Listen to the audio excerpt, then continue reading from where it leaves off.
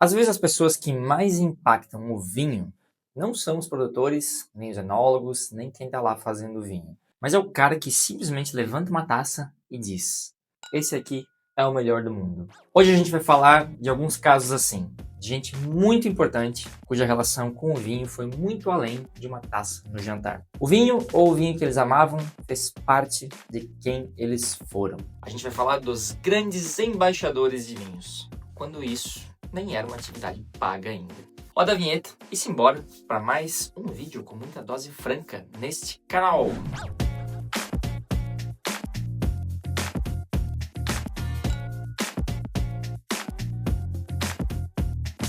E se você caiu por aqui de paraquedas, o meu nome é André Wiggers, eu sou sommelier e eu sou formado e moro aqui em Bordeaux também. Então, desde 2022 eu estou por aqui, trabalho em algumas das maiores vinícolas aqui de Bordeaux. E aqui nesse canal a gente fala sobre vinho e tudo que envolve essa bebida maravilhosa. Claro, com foco em vinhos franceses e também de Bordeaux, porque é aqui que eu estou, certo? Então, se você gosta do meu conteúdo, por favor, deixa aí o seu like, tá? Manda para quem você acha que pode gostar também. E, por favor, se inscreve no canal, porque isso ajuda demais esse cara aqui que vos fala a continuar produzindo conteúdo como esse daqui para vocês, beleza? Vamos pro vídeo e eu espero que vocês gostem. E eu vou começar essa história por John Locke. Ele é alguém que a maioria das pessoas pouco conhece ou nem conhece, mas que eu acho interessante citar porque você certamente é impactado ainda hoje pelas ideias desse cara. A filosofia política dele fundamentou a noção de governo consentido pelos governados, da autoridade constituída ao respeito ao direito natural do ser humano. Ele influenciou diretamente as modernas revoluções liberais, a Revolução Inglesa, a Revolução Americana e a fase inicial aí da Revolução Francesa também. Em 1677, Locke estava viajando aqui pelo sul da França e passaria então por Bordeaux. E foi lá que ele visitou o Château Haut-Brion, que ele já degustava e adorava quando frequentava o Pontax Head, uma taverna que servia esses vinhos lá em Londres. Locke ficou tão impressionado que escreveu sobre o terroir de Haut-Brion com uma precisão quase científica. Descreveu o solo como areia pura misturada com cascalho. E disse: é isso que me encanta, que era quase impossível imaginar que uma terra assim pudesse produzir algo tão extraordinário. Para ele, o solo era pobre demais. Descobriríamos então, um ano mais tarde, que de fato solos pobres são justamente os que fazem os melhores vinhos. Locke não conseguia explicar isso direito, e na boa, nem hoje a gente consegue muito. Mas o Haut-Brion era o seu vinho favorito, de forma aí documentada em vários escritos dele, e tornou-se então o primeiro grande embaixador de uma marca, de um vinho, ainda lá nos primórdios disso tudo. Thomas Jefferson. Se Locke foi ao Haut-Brion em 1677, sem lá muita pretensão, Thomas Jefferson foi a Bordeaux com várias segundas intenções. Era 1787 e Jefferson era o ministro americano em Paris, o equivalente ao embaixador hoje em dia. Aliás, ele era um conhecido apaixonado por vinhos e um verdadeiro francófilo, acusado inclusive nos Estados Unidos de ser francês demais. Porque ele, uma das mentes aí brilhantes do século XVIII, signatário da independência americana, um dos homens políticos mais sábios da sua era, aproveitou bastante aqui do cargo para fazer o que qualquer apaixonado por vinho faria. Viajou a todas as regiões, visitou produtores e tomou nota de tudo. Jefferson foi também ao Haut-Brion, foi ao Margaux, foi ao Lafite, ao Latour, todos os grandes aqui de Bordeaux, e criou a sua própria hierarquia de vinhos de Bordeaux. Ele era um verdadeiro connoisseur. Ele colocou o Chateau Margaux, Chateau Haut-Brion e Yquem na sua lista de incontornáveis. E ele não estava errado. Essa tríade aí, Haut-Brion, Margaux e Yquem, é coisa realmente fora da curva. Ele voltou para Paris e começou a encomendar vinhos aí de forma obsessiva. E o homem estava em dívida constante por causa do vinho. Hábitos, inclusive, que suscitaram as críticas dos seus rivais políticos, como Alexander Hamilton, que o acusava de gastar demais com vinho francês, o que já era visto na América como coisa de gente chique, já naqueles tempos. Já falei algumas vezes da história de Jefferson aqui no canal, mas saibam que ele é muito importante e frequentemente citado como o primeiro embaixador do vinho de Bordeaux, da França e mesmo do consumo de vinhos nos Estados Unidos. Ele é extremamente apreciado pelas suas contribuições na história e nos seus pensamentos políticos e também por tudo que fez para os vinhos franceses nos Estados Unidos. Jefferson era, em parte, encarnação das ideias de Locke. Gostarem do mesmo vinho 100 anos depois seria uma Coincidência? Avançando um pouquinho no tempo, vamos chegar no Napoleão, que não tem como deixar esse cara de fora. Ele era embaixador de poucas coisas. A parada dele era ser imperador mesmo. Mas Napoleão tinha uma fixação com o seu Chambertin, um Grand Cru da Borgonha. Inclusive eu tenho um vídeo aqui no canal onde eu conto toda essa história. Dá uma olhada lá, tá? Porque tá bem legal. Eu não poderia deixá-lo de citá-lo como embaixador e um apaixonado por champanhe. Especificamente Moet Chandon. E aqui tem uma história que eu acho muito boa. Em 1782, quando Napoleão ainda era estudante numa escola militar, ele conhece um jovem chamado Jean-Remy Moet, neto do fundador da Maison. Os dois se tornaram amigos e Napoleão, quando se tornou imperador, visitava pessoalmente a casa de Epernay antes de cada campanha militar. Passava lá, buscava as caixas, sendo a sua única exceção Waterloo, justamente a batalha que ele acabou perdendo o Império. Não foi buscar o seu champanhe preferido antes de Waterloo. Coincidência? Provavelmente, mas é uma história boa demais para não citar. E Napoleão inaugura uma lista longa de personalidades que simplesmente amavam e eram embaixadores de champanhe. Eu poderia citar vários, mas eu vou citar 2 emblemáticos embaixadores pelo contraste que eles fazem um com o outro. Marilyn Monroe, a história mais glamurosa de todas, claro. A primeira sex symbol da história moderna, uma mulher que tudo que tinha de linda tinha de problemática, mas que marcou uma geração de homens e mulheres e marca ainda até hoje. Não se fazem mais musas assim hoje em dia, em todos os sentidos. Tirando o detalhe de que ela eventualmente fosse alcoólatra, Marilyn tinha uma relação icônica com o champanhe, especificamente com o Piper Heidsieck.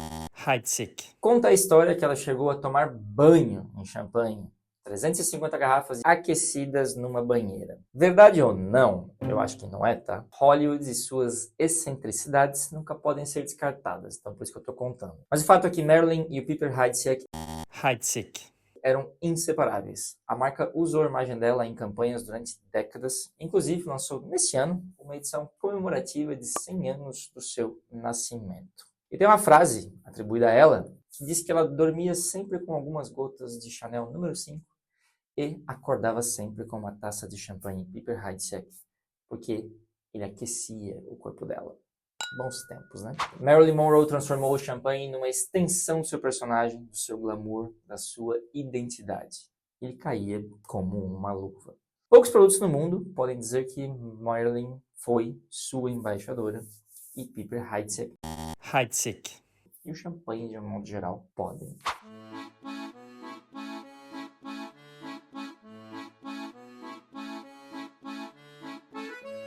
De um lado, beleza e feminilidade de Marilyn, do outro, Winston Churchill. O homem que liderou a Inglaterra na Segunda Guerra Mundial. O homem dos discursos mais icônicos do século XX, um estadista de uma era que eu espero que um dia volte. Entre uma tragada de charuto e um gole de uísque, ele era um absoluto fã de champanhe, especialmente de Paul Roger. Churchill descobriu esse champanhe em 1908 num jantar em Paris e foi amor para sempre. Bebia Paul Roger no café da manhã, bebia no almoço, bebia no jantar. Além da conta, ele recebeu mais de 42 mil garrafas de Paul Roger durante toda a sua vida.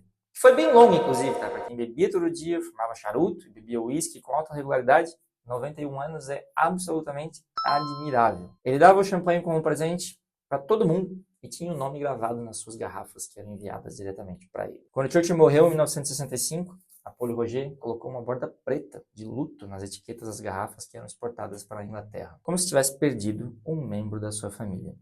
E era realmente quase isso.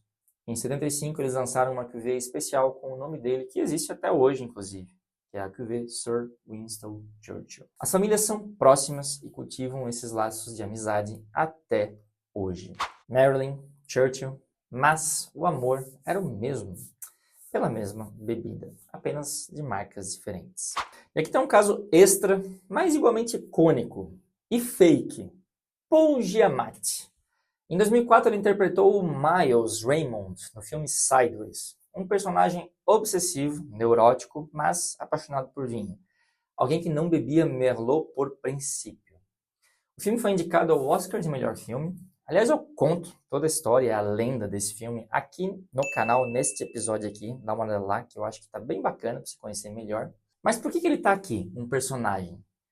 Porque ele, apesar de ser fictício, foi tão bem feito por Paul Giamatti que tornou-se um embaixador. Paul Giamatti não sabia nada de vinho na vida real, tá? Ele simplesmente atuou muito bem.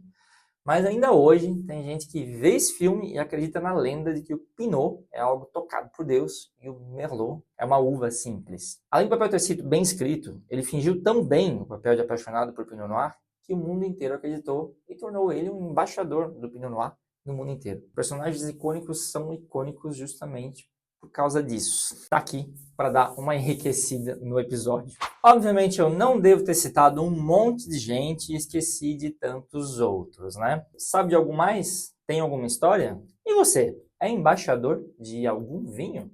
Comenta aí, deixa o seu like. Se você quiser receber um tipo diferente de conteúdo toda semana direto no seu e-mail, se inscreve lá na minha newsletter no Substack. Vou deixar o link aqui na descrição. E se quiser, dá uma olhada na lojinha do canal lá no Hotmart, que sempre tem algum material novo por lá, para quem quer aprender mais e ajudar o canal sem gastar demais. Beleza? Vamos degustar vinho?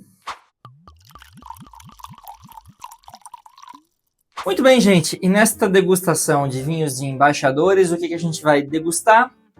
Paul Roger, champanhe, mais uma vez. Tem alguns motivos. Primeiro porque é um champanhe que eu gosto bastante. E segundo porque eu de fato queria fazer uma certa homenagem a Winston Churchill, degustando esse, especificamente esse daqui mesmo, não a cuvée Winston Churchill, porque era esse aqui que é feito até hoje da mesma maneira, que está na mesma família, já na 6ª geração. É uma das poucas casas que ainda continua familiar desde o início. E era essa daqui que era a preferida dele. Inclusive, essa aqui é a versão realmente que foi feita agora, para esse ano, que vem nesta caixa aqui, que é uma homenagem ao Winston Churchill. Se para quem não sabe, Winston Churchill era um apaixonado por artes e várias outras coisas, ele era pintor, ele pintava. A paixão que ele desenvolveu aí nos seus 40 anos, passou até o final da sua vida pintando nos seus aposentos, quando ele já não estava mais trabalhando e, enfim, tentando salvar a Europa na Segunda Guerra. É uma edição comemorativa que é inspirado na Associação de Artes da família dele, em conjunto com a Paul Roger. Alguns dos alunos lá, enfim, eles criaram pinturas inspiradas nas pinturas de Churchill. E este é um caso super legal, muito interessante. E até inclusive fala aqui que esta criação faz homenagem a duas grandes paixões de Winston Churchill: a pintura e o champanhe Paul Roger. É legal, quero apresentar para vocês. Se vocês não conhecem a casa, eu acho que vale muito a pena.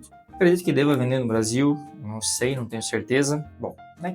Ele produz pouco, mas tem uma certa limitação comparada a outros champanhes. Tem um preço médio, acessível, e é um champanhe bastante clássico, tá? Aqui a gente está falando de 3 partes iguais de Pinot Meunier, Pinot Noir e Chardonnay. Se você quiser saber mais sobre champanhe, inclusive também tem vídeo aqui no canal, onde eu falo sobre champanhes, explico um pouco melhor isso. E também tem material lá na lojinha do canal sobre champanhe, tá bom? Acho que isso aqui vai ser uma bela maneira de a gente terminar esse vídeo com essa degustação, degustando este grande champanhe, apreciado por um dos grandes homens da nossa era. Vamos nessa? Vamos abrir ele? Adoro abrir champanhe. Adoro beber, adoro abrir. Ai, ai. Prazer. Esse aqui ele tava com vontade de sair, hein, meu? Bem bonita também a cápsula do Paul Roger. Deixa eu tentar mostrar aqui. Vamos servir? Prise de mousse. Agora a gente serve um pouquinho mais. Sou filho de Deus, né? Bom, o champanhe Paul Roger é um champanhe que faz malolática, então a gente pode esperar uma acidez que é um pouco mais controlada nesse champanhe, um pouquinho mais aquele estilo que vai encher a boca. É um champanhe que tem uma coloração bem bonita, tá bastante já puxando um pouquinho pro dourado, bastante bolha que tá subindo. Bastante bolha mesmo, tá? Tem um champanhe que não sai tanta bolha assim. Bem fininhas, um perlage bem bonito e bem consistente. O visual aqui desse champanhe tá maravilhoso, tem um pouquinho de evolução já, mas Paul Roger deixa também sempre os seus champanhes um pouco mais de tempo do que o mínimo necessário, que são 15 meses, se eu não me engano. Não chega a ser quase como um milésime, que tem que ser no mínimo 3, mas é por ali, é quase, tá? Então, sempre é um champanhe que já tem algumas notas um pouco mais de evolução, coisas um pouco mais complexas. Vamos ver no nariz aqui? Eu adoro o cheiro de champanhe clássico. Delicioso, amêndoa tostada, aquela coisa da panificação. Já tem uma manteiguinha aqui agora. Vamos ver se a gente consegue sentir alguma coisa de fruta, floral. Um floralzinho que tá chegando aqui agora. Um pouco mais discreto, no lado frutado, floral. Ele é um pouco mais realmente voltado para essas notas de certa panificação.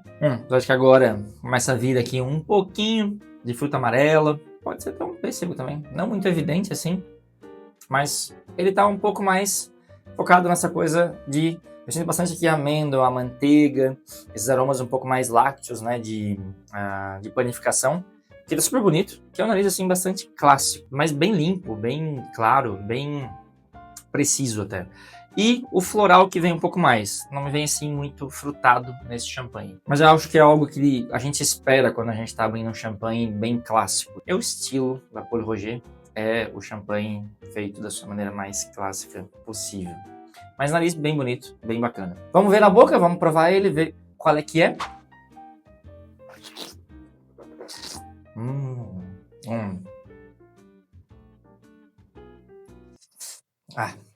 Nossa, parece uma seda. Eu adoro esses champanhes quando eles são assim. Ele tem acidez, tá ali, mas ele não é realmente dos champanhes assim mais elétricos. Eu acho bonito quando a gente tem um champanhe que é clássico e ele é muito bem feito. Eu gosto bastante da acidez quando ele puxa mais alto assim também em alguns champanhes. Acho que esse aqui tem uma dosagem e tem um estilo de fabricação bem confortável, daria pra dizer assim. Mas eu gosto de ver isso também, porque eu gosto de ter o clássico e eu gosto de ter também aquele que tenta fazer um pouco diferente, etc. Eu acho que ter os dois é sempre interessante. E pra mim, beber Paul Roger é beber um champanhe, assim, ó, clássico de altíssimo nível. Delicioso, é uma seda na boca, desce super bem. Sem falar que abrir essa garrafa é abrir muita história. Eu sou apaixonado por história. Eu sempre tento, inclusive, abordar esse assunto aqui no canal várias vezes e linkar com vinho, que eu adoro. Eu sempre digo, quando a gente sabe a história por trás do vinho, o vinho geralmente fica bem melhor. Vou dar mais um gole aqui, porque ele tá uma delícia. Elegante. Super elegante. De Grandes Pensadores, a personagem de filme passando por políticos a ícones sexys. Eles se tornaram embaixadores de marcas antes mesmo de sabermos que isso seria um dia profissão. Todos caíram na mesma armadilha, a de se apaixonarem verdadeiramente por aquilo que apreciavam. E não há nada que venda mais do que a verdade. Não esquece de se inscrever, deixar o like, comentar, compartilhar com aquele amigo que ainda não caiu nessa armadilha, que ele vai cair. Até o próximo vídeo. Santé!